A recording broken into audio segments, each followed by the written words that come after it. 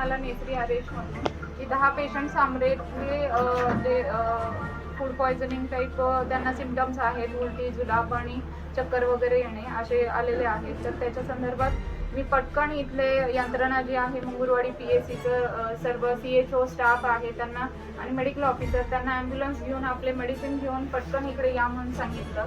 त्यावेळेला इथे विदिन 10 मिनिटामध्ये ते लोक इथं पोहोचले. म्हणजे इथे प्रॉपरचे CHO आणि इथला स्टाफ, तर त्यांनी मेडिसिन घेऊन आणि इव्हन इथले प्रायव्हेट डॉक्टरांनी सुद्धा पटकन इथं आम्हाला इमर्जन्सी हेल्प केलेली आहे.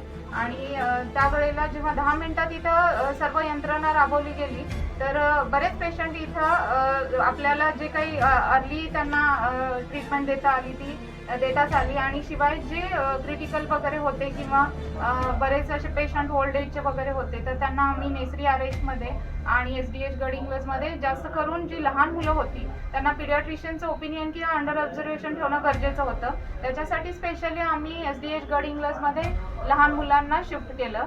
आणि इथे जवळजवळ काल आमचा तालुक्यातील सर्व PSCचे सर्व मेडिकल ऑफिसर, सर्व ठिकाणचे CHO, सर्व ठिकाणचे स्टाफ, ANM, MPW शिवाय आशा सुद्धा आमच्या भागातल्या सर्व होत्या. आणि शिवाय प्रायव्हेट हॉस्पिटलमधले डॉक्टर आणि KLE मधून 1-2-3 ॲम्ब्युलन्स आल्या होत्या त्यांच्या.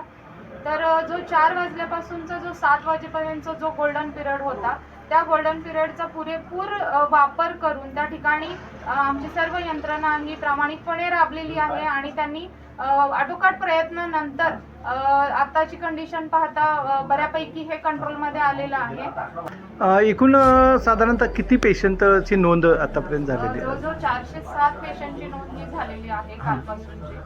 त्याच्यामध्ये ॲडमिट पेशंट जवळजवळ 350 पर्यंत आहेत आणि बाकीचे जे आहे ते OPD बेसिसवरती मेडिसिन, अगदी एखाद दुसरा एपिसोड वॉमिटिंगचा झाला असेल तर त्यांना एखाद दुसऱ्या मेडिसिनवरती पण कंट्रोल झालेले आहे. अच्छा.